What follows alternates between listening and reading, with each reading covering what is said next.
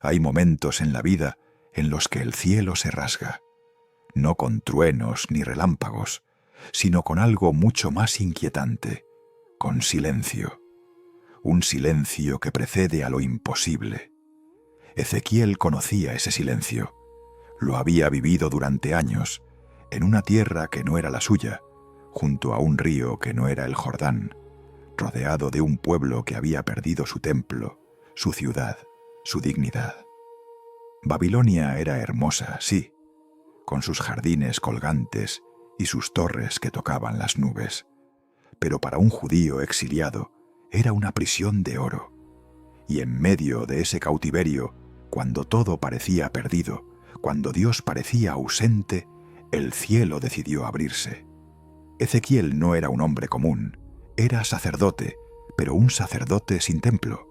Era profeta, pero un profeta cuyo mensaje sonaba a locura para muchos. Tenía 30 años cuando todo cambió. 30 años, la edad en la que debería haber comenzado su servicio en el templo de Jerusalén, ofreciendo sacrificios, quemando incienso, caminando por los atrios sagrados. Pero el templo estaba lejos, y él estaba aquí, junto al río Quebar, en medio de una comunidad de exiliados que intentaba mantener viva una fe que parecía agonizar. ¿Cómo se adora a un Dios del templo cuando ya no hay templo? ¿Cómo se canta el cántico del Señor en tierra extranjera? Ezequiel cargaba esas preguntas como piedras en el pecho, hasta que el cielo se abrió. Bienvenidos a Descubre la Fe. Si esta es la primera vez que nos ves, este es un espacio donde las historias bíblicas cobran vida, donde exploramos no solo lo que pasó, sino por qué pasó y qué significa para ti hoy. Si quieres más contenido como este, suscríbete al canal y activa la campanita para no perderte ningún video. Y antes de continuar, déjame en los comentarios desde dónde nos estás viendo. Me encantaría saber qué parte del mundo está del otro lado de la pantalla. Aquel día, Ezequiel estaba junto al río, quizás reflexionando, quizás orando, quizás simplemente existiendo en medio del dolor de un pueblo roto. Y entonces sucedió. Un viento tempestuoso vino del norte. No era un viento normal, era un viento que traía algo consigo, algo que no pertenecía a este mundo. El cielo, que hasta entonces había sido una barrera sólida entre lo humano y lo divino, se rasgó como un velo viejo. Y lo que Ezequiel vio le cambió para siempre. No fue una visión tranquila ni reconfortante. Fue aterradora, gloriosa, imposible de describir con palabras humanas. Era como si Dios hubiera decidido revelar un fragmento de su trono, un pedazo de su gloria, justo ahí, en medio del exilio. Lo primero que vio fue fuego. Un fuego que no quemaba solo con calor, sino con presencia. Un fuego envuelto en una nube, con un resplandor a su alrededor. Y dentro de ese fuego, algo se movía. Seres vivientes. No eran humanos, no eran animales. Eran algo más, algo que desafiaba toda categoría conocida. Tenían forma humana, pero con caras, de hombre, de león, de buey, de águila. Sus alas se extendían y se tocaban entre sí, creando un sonido que Ezequiel describiría después como el estruendo de muchas aguas, como la voz del Todopoderoso. Junto a cada ser había una rueda, pero no una rueda común. Era una rueda dentro de otra rueda, perpendiculares entre sí, llenas de ojos por todas partes. Ojos que miraban, que sabían, que veían todo. Ezequiel cayó de rodillas. ¿Qué más podía hacer? Estaba ante algo que su mente no podía procesar completamente. Algo tan santo, tan poderoso, que la única respuesta posible era la reverencia absoluta. Y en ese momento, en medio de su asombro y su terror, algo dentro de él comenzó a cambiar. Porque ver a Dios, aunque sea un destello de su gloria, no te deja igual. No puedes volver a ser quien eras antes. La visión te marca, te transforma, te arranca de tu pequeñez y te confronta con la inmensidad de aquel que creó todo lo que existe. Pero aquí está la paradoja hermosa y aterradora. Dios no se reveló en Jerusalén, en el templo, en el lugar santo. Se reveló en Babilonia, en medio del exilio, junto a un río cualquiera, a un hombre quebrantado. ¿Por qué? Porque Dios no está limitado por nuestras circunstancias. No necesita un templo para manifestarse. No espera a que todo esté perfecto para revelarse. Él puede rasgar el cielo en medio de tu peor momento, en medio de tu cautiverio personal, en medio de tu río Quebar. Y cuando lo hace, todo cambia. Esta es la historia de Ezequiel, capítulo 10, versículos del 1 al 22. Una historia de querubines, de ruedas llenas de ojos, de gloria divina que se mueve y transforma. Pero más que eso, es una historia sobre un Dios que no abandona a su pueblo, incluso cuando todo parece perdido. Es una historia sobre visiones que sacuden el alma y despiertan la fe dormida. Y es una invitación para ti, para que te atrevas a buscar esos momentos en los que el cielo se rasga y Dios se revela de formas que nunca imaginaste. Hay despedidas que duelen más que cualquier golpe físico, despedidas que no se gritan ni se lloran con aspavientos, sino que suceden en silencio, con una solemnidad que parte el alma.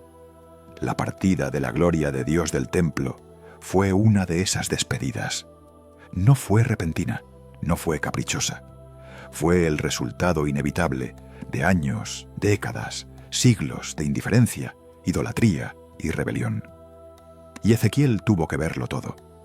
Tuvo que ser testigo de cómo lo más sagrado que su pueblo poseía se alejaba lentamente, paso a paso, como alguien que espera hasta el último momento una señal de arrepentimiento que nunca llegó.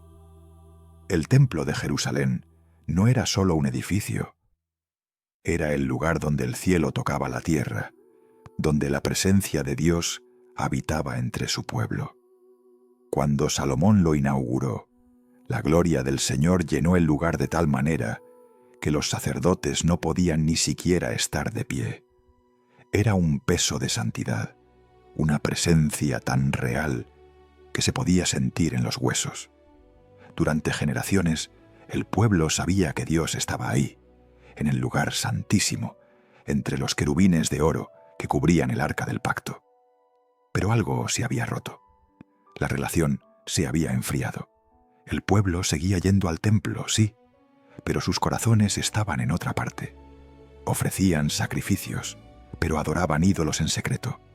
Cantaban himnos, pero vivían en injusticia. Y Dios, que todo lo ve, que conoce cada pensamiento oculto, cada intención falsa, tomó la decisión más dolorosa: retirarse. Ezequiel vio cómo comenzó.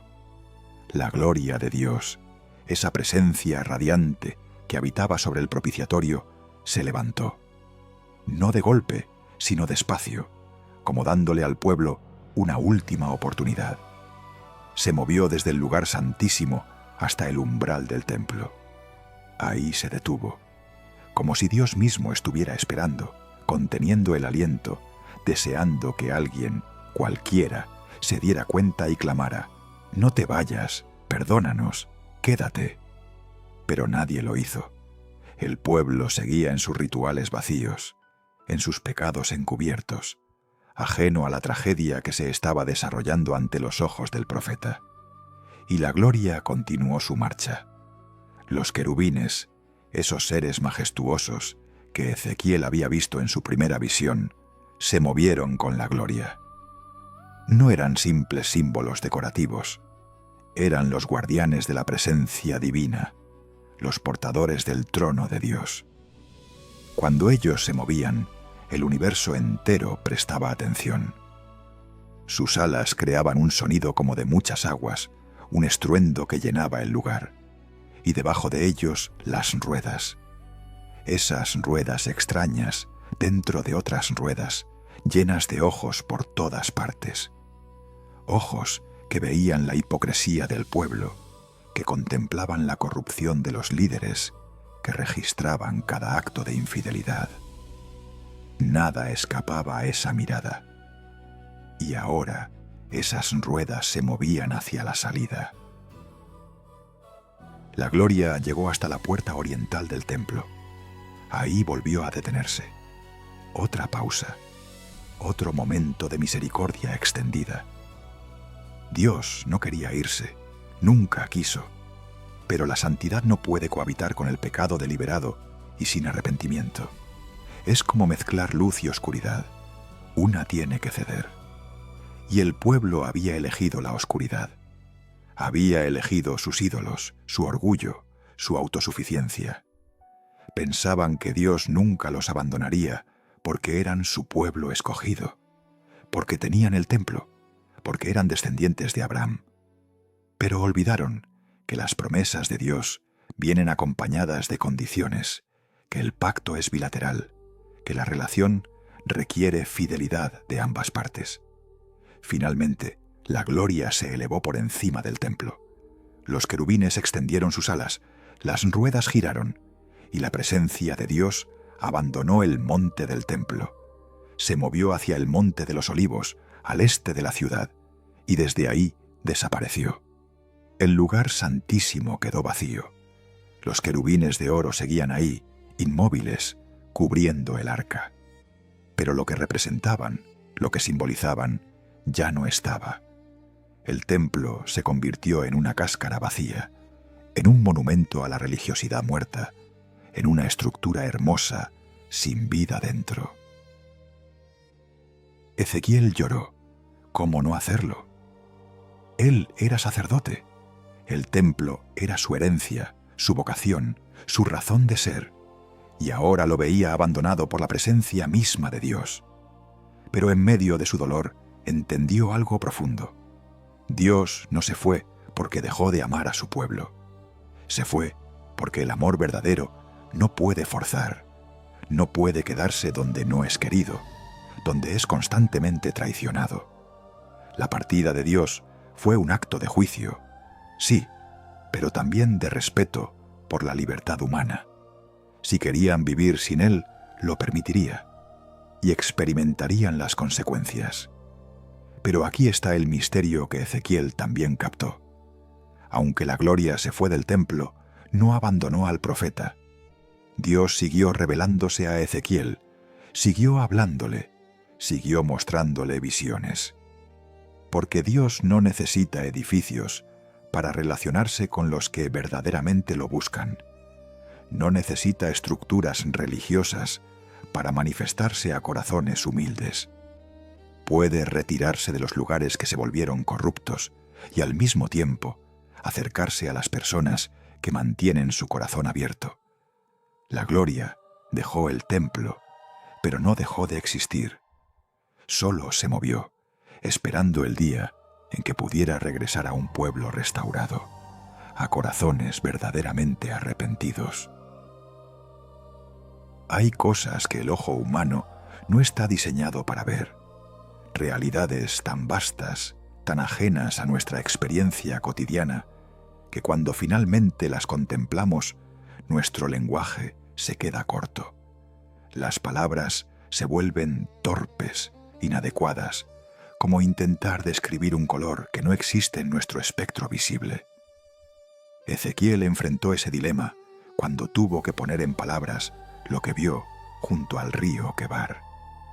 Los querubines, seres celestiales que desafían toda lógica, toda expectativa, toda imagen que podamos tener de lo angelical.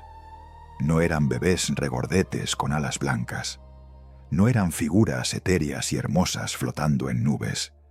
Eran poder puro, santidad encarnada, majestad que aterroriza y asombra al mismo tiempo.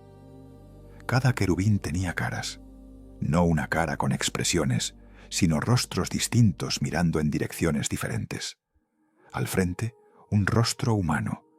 A la derecha, la cara de un león. A la izquierda, la de un buey. Y por detrás, el rostro de un águila. Criaturas en una, naturalezas fusionadas en un solo ser. El rostro humano representaba la inteligencia, la razón, la capacidad de relacionarse con lo divino. El león simbolizaba la realeza, el poder, la fuerza sin igual del rey de las bestias. El buey encarnaba el servicio, la paciencia, la capacidad de llevar cargas pesadas sin quejarse. Y el águila representaba la velocidad, la visión aguda, la capacidad de elevarse por encima de todo lo terrenal. Juntas, estas caras mostraban una imagen completa de lo que Dios valoraba: sabiduría, autoridad, humildad y perspectiva celestial. Sus cuerpos eran humanoides, pero con rasgos que ningún humano podría tener. Piernas rectas, sin articulaciones como las nuestras, y pies que brillaban como bronce bruñido. No caminaban, se movían como relámpagos, apareciendo de un lugar a otro con una velocidad que el ojo apenas podía seguir. Cada uno tenía alas. 2 se extendían hacia arriba, tocándose con las alas de los querubines a su lado, creando una especie de dosel continuo. Las otras 2 cubrían sus cuerpos, un gesto de reverencia incluso para estos seres tan poderosos, porque ante la presencia de Dios, incluso los querubines se cubren. Incluso ellos reconocen que hay una santidad tan grande que exige humildad absoluta. Debajo de sus alas, algo aún más inquietante: manos humanas, manos que podían tomar, que podían actuar, que podían ejecutar la voluntad divina. No eran manos decorativas, eran funcionales, capaces, listas para cumplir órdenes. Y en esta visión particular, una de esas manos tomaría carbones encendidos de entre los querubines y los esparciría sobre la ciudad condenada. Manos que servían, pero también manos que juzgaban. Una dualidad que recorre toda la naturaleza de estos seres. Son agentes de gracia y de juicio, de protección y de destrucción, dependiendo de lo que la situación requiera.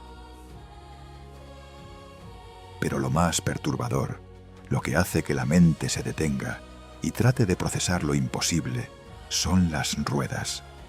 Junto a cada querubín había una rueda. Pero no era una rueda ordinaria, era una construcción que desafiaba la geometría conocida. Una rueda dentro de otra rueda, perpendiculares entre sí, de modo que podían moverse en cualquier dirección sin necesidad de girar. Norte, sur, este, oeste, no importaba. Las ruedas simplemente se movían hacia donde necesitaban ir, sin limitaciones, sin restricciones. Y lo más escalofriante, estaban llenas de ojos. Por todo el borde de las ruedas, incontables ojos mirando, observando, registrando. Ojos que nunca parpadeaban, que nunca dormían, que nunca dejaban de ver. ¿Qué significan esos ojos? Representan la omnisciencia de Dios, su capacidad de verlo todo simultáneamente. No hay secreto oculto, no hay rincón oscuro, no hay pensamiento privado que escape a esa mirada. Es una imagen aterradora para quienes tienen algo que esconder, pero reconfortante para quienes buscan la verdad. Porque si Dios todo lo ve, entonces también ve tu sufrimiento, tu soledad, tus lágrimas nocturnas que nadie más conoce. Ve tu fidelidad en lo pequeño, tus actos de bondad que nadie aplaude, tu lucha silenciosa contra la tentación. Los ojos en las ruedas no son solo para juzgar, son también para conocer, para entender, para nunca olvidar a sus hijos. Y había fuego. Entre los querubines ardía un fuego resplandeciente que se movía de un lado a otro. No era un fuego estático. Pulsaba, vivía, se movía como si tuviera voluntad propia. De ese fuego salían relámpagos, chispas de luz que iluminaban toda la escena con un brillo sobrenatural. Era el fuego de la santidad de Dios, el fuego que consume la impureza, el fuego que purifica lo que puede ser salvado y destruye lo que está más allá de la redención. Un fuego que da miedo, sí, pero también un fuego que revela la verdad, que quema las máscaras, que desnuda las pretensiones. Ezequiel intentó describir todo esto con las palabras que tenía disponibles. Usó comparaciones, como, parecía, semejante a. Porque, ¿cómo describes lo indescriptible? ¿Cómo pones en lenguaje humano algo que pertenece a otra dimensión de existencia? Lo intentó. Lo hizo lo mejor que pudo. Y el resultado es este texto enigmático, hermoso y perturbador que hemos heredado. Un texto que nos recuerda que Dios es más grande, más complejo, más asombroso de lo que nuestras teologías ordenadas pueden contener. Los querubines no existen para que los entendamos completamente. Existen para recordarnos nuestra pequeñez, nuestra necesidad de reverencia, nuestra dependencia absoluta de un Dios que trasciende toda comprensión humana. Imagina por un momento que cada pensamiento que has tenido, cada palabra que has susurrado en la oscuridad, cada acción que creíste privada, ha sido observada, no por cámaras de seguridad ni por testigos humanos, sino por una presencia que nunca parpadea, que nunca se distrae, que nunca olvida. Es una idea que puede provocar terror o consuelo, dependiendo de qué lado de la verdad te encuentres. Las ruedas llenas de ojos que Ezequiel vio no son metáfora poética. Son revelación pura de una realidad que siempre ha existido. Dios lo ve todo, absolutamente todo. Y esa mirada no es neutral, es penetrante, santa, imposible de engañar. Los ojos en las ruedas no estaban colocados al azar. Cubrían todo el perímetro, todo el borde, sin dejar un solo espacio ciego. Era una disposición deliberada, una declaración visual de que no hay rincón del universo que escape al conocimiento divino. Cada ojo miraba en una dirección diferente, captando simultáneamente el pasado, el presente y el futuro. Veían el pecado oculto del sacerdote, que ofrecía sacrificios con manos limpias, pero corazón corrupto. Veían las lágrimas de la viuda, que clamaba justicia sin recibir respuesta de los jueces penales. Veían los planes secretos de los líderes que conspiraban contra su propio pueblo, mientras fingían liderazgo piadoso. Nada, absolutamente nada, permanecía oculto ante esa mirada múltiple e incansable. Pero aquí está la tensión que debemos entender. Estos ojos no son simplemente de vigilancia fría y distante. No son como las cámaras de un sistema de seguridad que graban mecánicamente sin sentir nada. Son ojos conectados a un corazón, a una voluntad, a una naturaleza que es tanto justicia como amor. Cuando esos ojos ven la maldad, arden con indignación santa. Cuando ven el sufrimiento del inocente, se llenan de compasión. Cuando observan la hipocresía religiosa, se entristecen con un dolor que trasciende nuestra comprensión. La omnisciencia de Dios no es una característica abstracta de la teología, es una realidad viviente que responde a lo que ve. Para el pueblo de Jerusalén, en los días de Ezequiel, estos ojos fueron testigos de una decadencia moral que se había normalizado. Habían convertido el templo en una cueva de ladrones. Adoraban ídolos en secreto, mientras mantenían una fachada de devoción a Yahvé. Los profetas eran sobornados para profetizar mentiras agradables en lugar de verdades incómodas. Los sacerdotes manipulaban la ley para beneficio personal. Los líderes oprimían a los pobres y protegían a los ricos. Y todo esto sucedía mientras seguían celebrando festivales religiosos, mientras seguían ofreciendo sacrificios, mientras seguían diciendo: «El templo del Señor está con nosotros, nunca seremos destruidos». Pero los ojos lo veían todo, y lo que veían exigía una respuesta. Hay algo profundamente inquietante en la idea de ser completamente conocido. Vivimos en una era de máscaras sociales, de perfiles cuidadosamente curados, de versiones editadas de nosotros mismos que presentamos al mundo. Mostramos nuestros éxitos y ocultamos nuestros fracasos. Compartimos nuestras alegrías y guardamos en secreto nuestras vergüenzas. Construimos muros alrededor de nuestras vidas interiores y dejamos que la gente vea solo lo que queremos que vean. Pero ante los ojos de las ruedas, todos esos muros son transparentes. Todas esas máscaras son innecesarias. Todo ese teatro se revela como lo que es: un intento fútil de esconderse de quien lo ve todo. Pero aquí está el giro que cambia todo. Estos mismos ojos que ven tu pecado también ven tu arrepentimiento. Ven tu lucha sincera contra la tentación incluso cuando fallas. Ven tus lágrimas de frustración cuando vuelves a caer en el mismo patrón. Ven tu deseo genuino de cambiar, de ser mejor, de acercarte más a la santidad que sabes que deberías alcanzar. Los ojos que todo lo ven no son solo instrumentos de juicio, son también testigos de tu viaje, de tu crecimiento, de cada pequeño paso que das en la dirección correcta.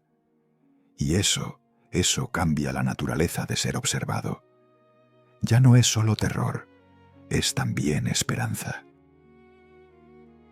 Piensa en las implicaciones prácticas de vivir bajo esta mirada constante. Si realmente creyéramos, si verdaderamente interiorizáramos que cada pensamiento, cada intención, cada motivo oculto es visto, ¿cómo cambiaría nuestra forma de vivir? ¿Seríamos más cuidadosos con lo que vemos en privado? ¿Seríamos más honestos en nuestras relaciones? ¿Trataríamos a las personas de manera diferente cuando nadie más está mirando? La omnisciencia de Dios no es solo un atributo teológico para memorizar. Es una realidad que debería transformar cada área de nuestra existencia. Porque si Dios ve todo, entonces nuestra verdadera vida no es la que mostramos públicamente, sino la que vivimos en los lugares ocultos donde pensamos que nadie nos observa. Los ojos en las ruedas tampoco son estáticos. Se mueven con los querubines, van donde el espíritu va, observan lo que necesita ser observado en cada momento. No hay escape geográfico de esta mirada. No puedes huir a un lugar donde Dios no vea. No puedes esconderte en la oscuridad, porque para Él la oscuridad es como la luz.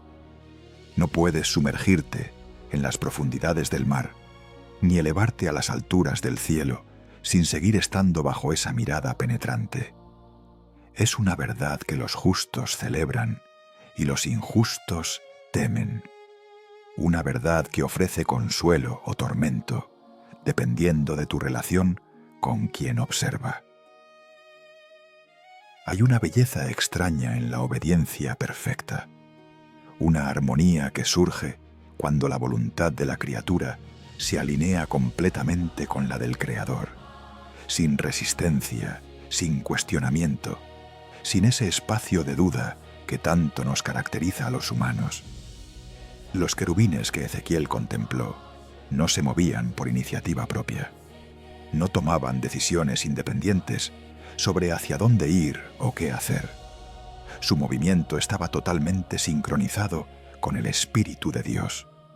Donde el Espíritu iba, ellos iban. Cuando el Espíritu se detenía, ellos se detenían. Era una danza cósmica de sumisión absoluta, una coreografía divina donde no había espacio para la improvisación ni la rebeldía. Ezequiel lo describe con una frase simple pero profunda. El espíritu de los seres vivientes estaba en las ruedas. No era que las ruedas tuvieran su propio motor o sistema de propulsión. No era que los querubines empujaran o arrastraran las ruedas hacia donde querían ir. Era que todos, querubines y ruedas, estaban animados por el mismo espíritu, movidos por la misma voluntad, dirigidos por el mismo propósito. Cuando uno se elevaba, todos se elevaban. Cuando uno se movía hacia adelante, todos avanzaban juntos. No había descoordinación, no había retraso, no había querubines rezagados tratando de alcanzar al resto. Era sincronía perfecta, unidad absoluta en movimiento y propósito. Esta sincronización revela algo fundamental sobre la naturaleza del servicio celestial. Los querubines, a pesar de su poder tremendo, a pesar de su majestad aterradora, no tienen agenda propia. No están buscando gloria personal ni tratando de establecer su propio reino. Son, en el sentido más puro de la palabra, siervos, instrumentos voluntarios de la voluntad divina. Y en esa sumisión total encuentran su propósito, su identidad, su razón de existir. No es una esclavitud forzada, es una libertad paradójica que viene de renunciar a la autonomía en favor de una alineación total con lo que es perfecto, santo y bueno. Contrasta esto con la condición humana. Nosotros luchamos constantemente con la tensión entre nuestra voluntad y la voluntad de Dios. Queremos seguirlo, pero también queremos nuestros propios caminos. Oramos, hágase tu voluntad, pero en el fondo esperamos que su voluntad coincida con la nuestra. Nos movemos cuando sentimos que es conveniente. Nos detenemos cuando el camino se pone difícil. Cuestionamos cuando no entendemos. Somos criaturas de resistencia, de negociación constante con lo divino. Y en esa resistencia perdemos la belleza de la sincronización, la paz que viene de moverse al mismo ritmo que el espíritu. Las ruedas añaden otra capa a esta imagen. Podían moverse en cualquier dirección sin necesidad de girar. Norte, sur, este, oeste. Simplemente iban hacia donde el espíritu dirigía sin ajustes mecánicos, sin maniobras complicadas. Es una imagen de disponibilidad total, de flexibilidad absoluta. No estaban limitadas por su propia estructura. No decían, no podemos ir en esa dirección porque no estamos diseñadas para ello. Simplemente iban. Y esta disponibilidad, esta capacidad de moverse en cualquier dirección que Dios señale, es algo que nosotros perdemos cuando nos volvemos rígidos en nuestras expectativas, cuando decidimos de antemano qué direcciones son aceptables y cuáles no. Pero aquí está la pregunta que nos confronta. ¿Qué pasaría si viviéramos así? ¿Qué pasaría si nuestra vida estuviera tan sincronizada con el Espíritu de Dios, que nos moviéramos cuando Él se mueve y nos detuviéramos cuando Él se detiene?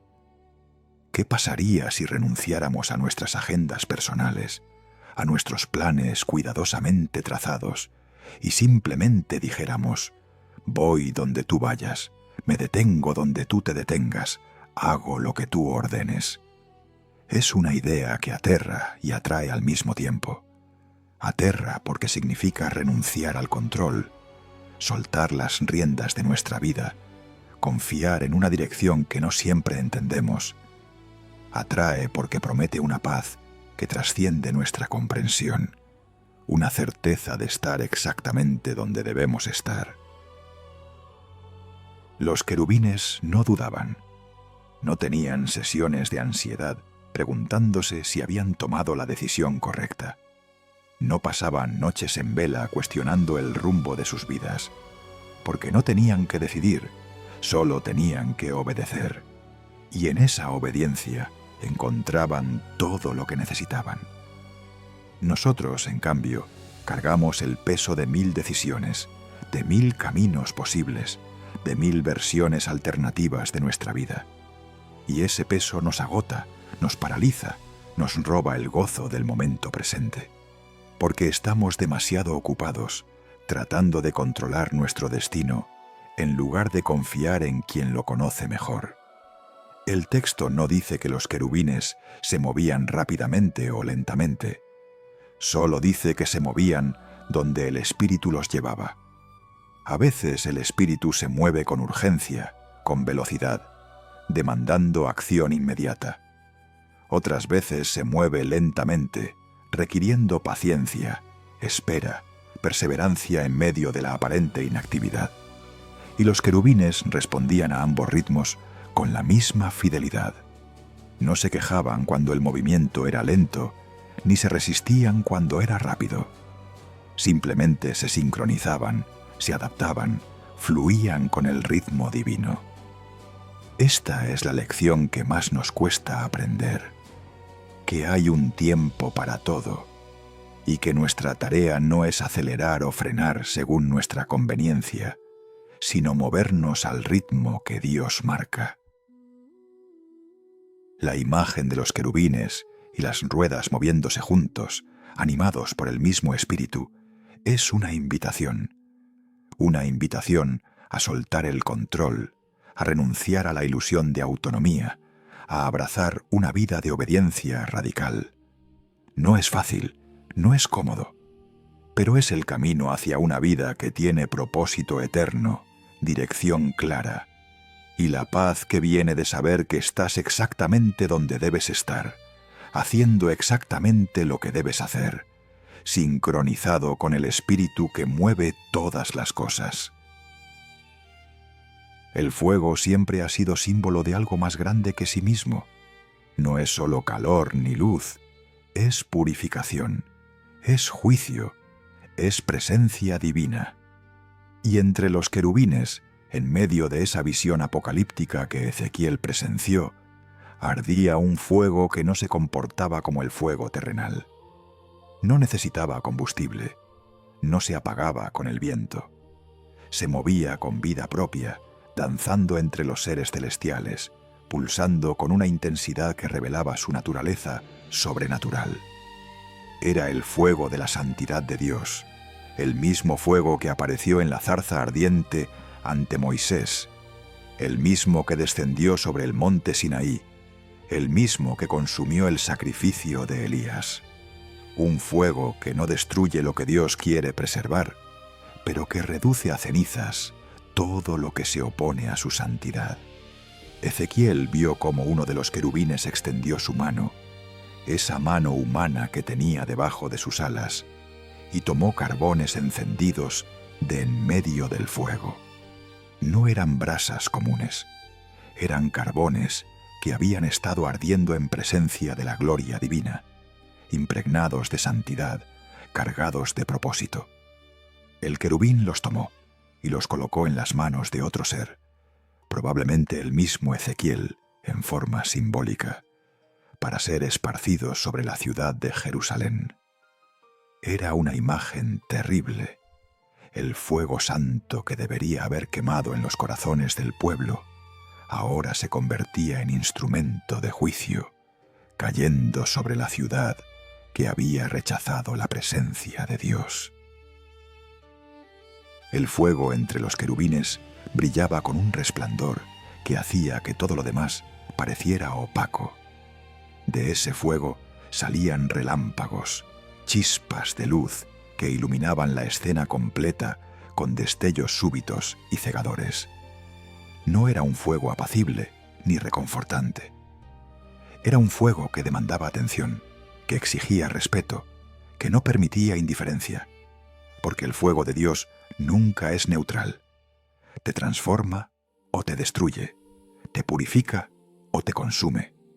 Depende de tu respuesta, de tu corazón, de tu disposición a rendirte a la obra que ese fuego quiere hacer en ti. Hay algo profundamente simbólico en que sea un querubín quien tome los carbones. Estos seres, guardianes de la santidad divina, ahora se convierten en agentes de juicio. La misma mano que podría haber bendecido, ahora ejecuta sentencia. La misma criatura que simboliza la presencia protectora de Dios, ahora se convierte en instrumento de su ira. Es un recordatorio de que la santidad de Dios no puede ser separada de su justicia. No puedes tener un Dios que sea todo amor y cero juicio. No puedes esperar que su misericordia sea infinita si nunca hay consecuencias para el pecado deliberado y persistente. El fuego que calienta también puede quemar. La luz que guía también puede cegar. Todo depende de cómo te acerques a ella. Pero aquí está la paradoja hermosa dentro de esta imagen terrible. El mismo fuego que juzga también purifica. Isaías experimentó esto cuando vio al Señor sentado en su trono, alto y sublime. Se dio cuenta de su pecado, de su indignidad, de lo imposible que era para un hombre impuro estar en presencia de la santidad absoluta. Y entonces un serafín tomó un carbón encendido del altar, lo tocó en sus labios y declaró: «Tu pecado ha sido quitado, tu maldad perdonada». El mismo fuego, dos resultados diferentes.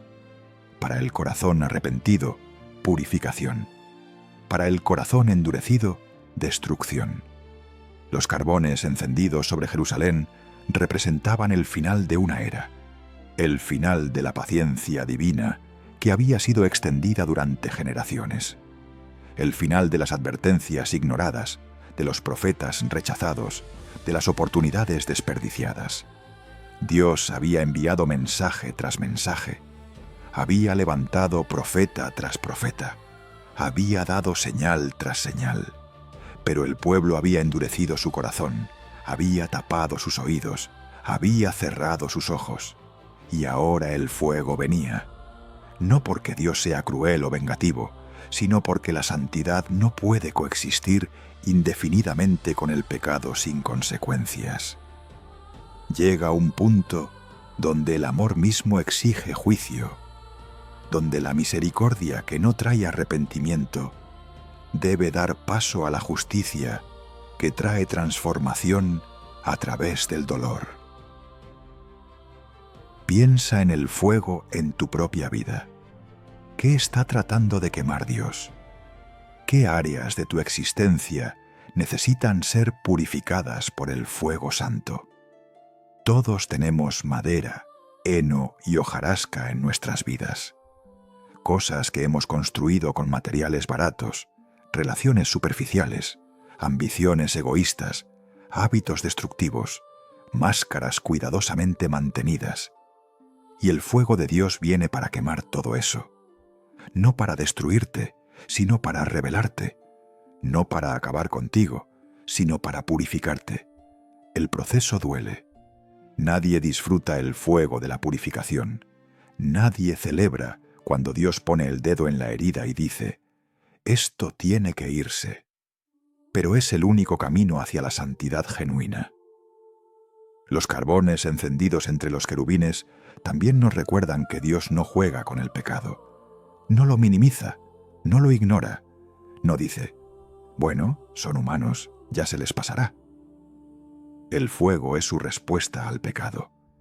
Un fuego que arde con la intensidad de su santidad ofendida, de su amor rechazado, de su paciencia agotada. Y ese fuego eventualmente tocará todo lo que se ha mantenido oculto, todo lo que se ha justificado, todo lo que se ha normalizado. Mejor que sea ahora, en esta vida, donde el fuego purifica, que después, donde el fuego solo confirma lo que ya no puede ser salvado. El fuego entre los querubines sigue ardiendo, sigue moviéndose, sigue listo para purificar o para juzgar. La pregunta no es si el fuego vendrá, sino qué encontrará cuando llegue. ¿Encontrará un corazón dispuesto a ser refinado? ¿O encontrará resistencia que solo puede ser consumida?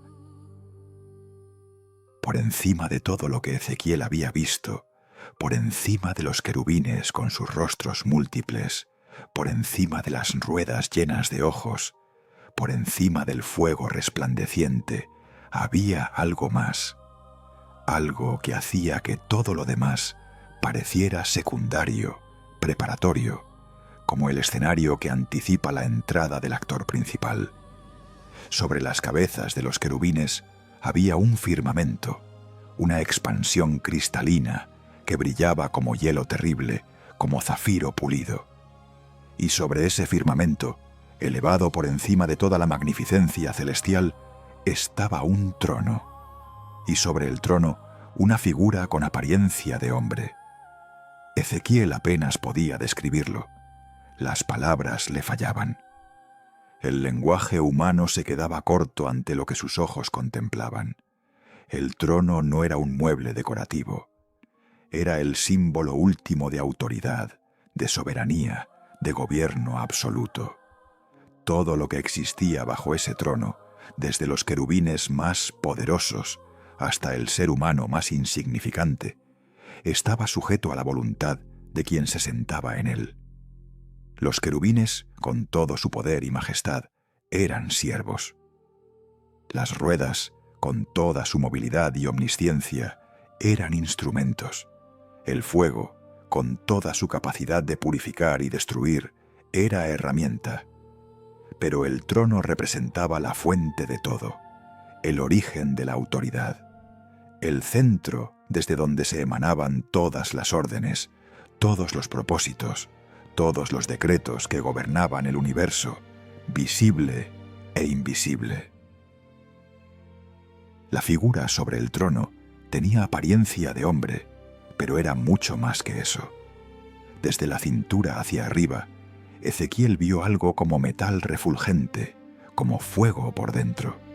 Desde la cintura hacia abajo, vio fuego y un resplandor alrededor de todo. Era como el arco iris que aparece en las nubes después de la lluvia, un espectro de colores que hablaba de gloria, de promesa, de una belleza que trasciende lo ordinario. Ezequiel sabía que estaba viendo algo que ningún mortal debería ver y sobrevivir. Estaba contemplando la gloria de Dios, o al menos una manifestación de ella que su mente finita podía procesar sin desintegrarse por completo. La jerarquía quedaba clara en esta visión. Dios no es uno más entre muchos. No es simplemente un ser poderoso entre otros seres poderosos. Es el único que está sobre todo, que gobierna todo, que sostiene todo. Los querubines, por impresionantes que sean, son sus siervos. Existen para ejecutar su voluntad, para guardar su santidad, para llevar su presencia de un lugar a otro. No tienen autonomía real. No toman decisiones independientes sobre asuntos cósmicos. Son, en el sentido más puro, instrumentos de la voluntad divina. Y reconocen esto sin resentimiento, sin rebelión, con una sumisión total que brota de entender perfectamente quién es el que está sentado en el trono. Esta estructura cósmica desafía nuestra tendencia moderna a la democracia espiritual, a la idea de que todos somos iguales ante Dios en el sentido de autoridad y no solo en el sentido de valor. Todos tenemos el mismo valor ante Dios, sí, pero no todos tenemos la misma autoridad. Hay una jerarquía establecida por el Creador mismo. Dios está en el trono. Bajo Él, los seres celestiales. Bajo ellos, la humanidad con su llamado específico. Y esta jerarquía no es opresiva. Es liberadora cuando se entiende correctamente. Porque significa que no tenemos que cargar el peso de gobernar el universo. No tenemos que pretender ser dioses. Podemos descansar en nuestra posición, cumplir nuestro rol y confiar en que quien está en el trono sabe exactamente lo que hace. El trono también representa estabilidad en medio del caos. Jerusalén estaba cayendo. El templo sería destruido. El pueblo sería exiliado. Todo lo que parecía permanente estaba a punto de desmoronarse. Pero el trono permanecía. La autoridad de Dios no dependía del templo físico. Su soberanía no estaba atada a una ciudad terrenal. Su gobierno no podía ser derrocado por ejércitos babilónicos ni por ninguna otra fuerza humana o demoníaca. El trono estaba, está y estará por encima de todas las circunstancias temporales. Y esta es la esperanza que Ezequiel necesitaba comunicar a un pueblo destrozado. Su mundo podía estar colapsando, pero el trono de Dios seguía firme. La visión del trono transforma la perspectiva. Cuando miras tu vida desde el nivel del suelo, todo parece caótico, sin sentido, fuera de control. Los problemas son gigantes, las crisis son abrumadoras, el futuro es incierto. Pero cuando subes en perspectiva, cuando logras vislumbrar, aunque sea por un momento, que hay un trono por encima de todo, que hay alguien sentado en ese trono que tiene el control absoluto, todo cambia. Los gigantes siguen siendo grandes, pero son pequeños comparados con quien está en el trono. Las crisis siguen siendo reales, pero están bajo la autoridad de quien gobierna todo. El futuro sigue siendo desconocido para ti, pero no para quien ve el final desde el principio. Ezequiel cayó sobre su rostro. Era la única respuesta posible. Ante la gloria del trono, ante la majestad de quien se sienta en él, la única postura adecuada es la postración total. No puedes estar de pie ante esa presencia. No puedes mantener tu orgullo intacto. No puedes fingir independencia o autosuficiencia. Todo en ti se rinde, se humilla, reconoce su pequeñez ante la grandeza infinita. Y en esa postración, paradójicamente, encuentras tu verdadera dignidad. Porque fuiste creado para adorar a quien está en el trono, y cuando finalmente lo haces, te conviertes en lo que siempre debiste ser. El trono sobre el firmamento nos recuerda que el universo tiene un centro. No somos nosotros. No es la humanidad con sus logros y avances. No son nuestros planes ni nuestros sueños. El centro es el trono. Y sobre el trono, el Rey eterno que gobierna con justicia, con sabiduría, con poder absoluto. Y la pregunta para cada uno de nosotros es simple pero devastadora. ¿Reconocemos ese trono? ¿Vivimos como si existiera? ¿O seguimos pretendiendo que nosotros somos el centro, que nuestra voluntad es lo que más importa? Hay experiencias que te marcan para siempre, no porque sean agradables o cómodas, sino porque te confrontan con una realidad tan grande, tan abrumadora, que nunca puedes volver a ser quien eras antes. Ezequiel tuvo una de esas experiencias junto al río Quebar. Vio lo que ningún ojo humano debería ver y sobrevivir. Contempló la gloria de Dios manifestada en querubines, ruedas, fuego y trono. Y esa visión no fue solo información que añadir a su conocimiento teológico. Fue transformación radical de todo su ser. Cayó sobre su rostro, mudo ante la majestad, pequeño ante la inmensidad, quebrantado ante la santidad.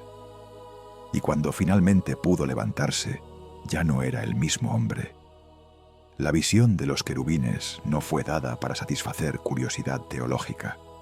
No fue un espectáculo celestial diseñado para entretener o impresionar. Fue revelación con propósito, comunicación divina con intención específica. Dios estaba preparando a Ezequiel para un ministerio difícil, para un mensaje que nadie quería escuchar, para una tarea que lo convertiría en objeto de burla y rechazo. Necesitaba ver la gloria antes de enfrentar la vergüenza. Necesitaba contemplar el trono antes de predicar a quienes lo despreciarían. Necesitaba grabar en su mente y corazón la imagen de la santidad absoluta antes de sumergirse en la inmundicia del pecado humano que tendría que denunciar. Cuando ves realmente a Dios, aunque sea un destello de su gloria, algo dentro de ti muere y algo nuevo nace. Muere la arrogancia que te hacía creer que lo sabías todo. Muere la autosuficiencia que te convencía de que no necesitabas a nadie. Muere la ilusión de control que te mantenía atado a tus propios planes. Y nace una humildad profunda que reconoce tu pequeñez. Nace una dependencia absoluta que sabe que sin Él no puedes hacer nada. Nace una pasión por la santidad que brota de haber visto lo que realmente significa ser santo. Ezequiel experimentó esa muerte y ese nacimiento en un solo momento, postrado en el polvo, con la gloria ardiendo sobre él. Pero aquí está lo que a menudo olvidamos. La visión no fue solo para Ezequiel, fue para nosotros también. Para cada generación que lee este texto y se pregunta qué significa, qué relevancia tiene en nuestras vidas modernas, tan alejadas de ríos babilónicos y templos destruidos. La relevancia es absoluta, porque el Dios que Ezequiel vio no ha cambiado. Su santidad sigue siendo aterradora. Su gloria sigue siendo abrumadora. Su trono sigue estando por encima de todo. Y su capacidad de revelarse a corazones dispuestos sigue siendo la misma. No necesitas estar junto al río Quebar para experimentar un encuentro transformador con lo divino. Solo necesitas estar dispuesto a ver lo que Dios quiere mostrarte. La pregunta es, ¿estás dispuesto? Porque ver a Dios de verdad tiene un costo. Te costará tu comodidad teológica, esas doctrinas ordenadas que tienes todo resuelto. Te costará tus ídolos secretos, esas cosas que has puesto en el lugar que solo Dios debe ocupar. Te costará tu independencia, esa ilusión de que puedes manejar tu vida sin intervención divina. Ver a Dios te desnuda de todas tus pretensiones y te deja vulnerable, expuesto, consciente de tu necesidad desesperada de gracia. No es un proceso agradable, pero es el único camino hacia la verdadera transformación. Ezequiel llevó esa visión consigo durante el resto de su ministerio. En los momentos más oscuros, cuando el pueblo lo rechazaba y lo ridiculizaba, cuando sus profecías parecían no cumplirse, cuando el silencio de Dios parecía eterno, volvía mentalmente a esa escena junto al río. Recordaba a los querubines, las ruedas, el fuego, el trono, y ese recuerdo le daba fuerzas para continuar. Porque cuando has visto la gloria, las opiniones humanas pierden su poder sobre ti. Cuando has contemplado el trono, las amenazas terrenales se vuelven insignificantes. Cuando has estado en presencia de la santidad absoluta, el pecado pierde su atractivo y su capacidad de seducirte. Esta es la invitación que esta visión extiende a cada uno de nosotros. Busca encuentros reales con Dios. No te conformes con conocimiento de segunda mano, con experiencias ajenas, con teología heredada que nunca has hecho tuya. Busca esos momentos en los que el cielo se rasga, en los que Dios se revela, en los que todo lo que creías saber se pone en perspectiva ante la realidad de su presencia. Esos momentos cambiarán tu vida. Te transformarán de adentro hacia afuera. Te darán una certeza que ningún argumento puede derribar y una pasión que ninguna circunstancia puede apagar. Y cuando tengas esos encuentros, cuando experimentes, aunque sea un destello de la gloria que Ezequiel vio, tu vida tendrá un antes y un después.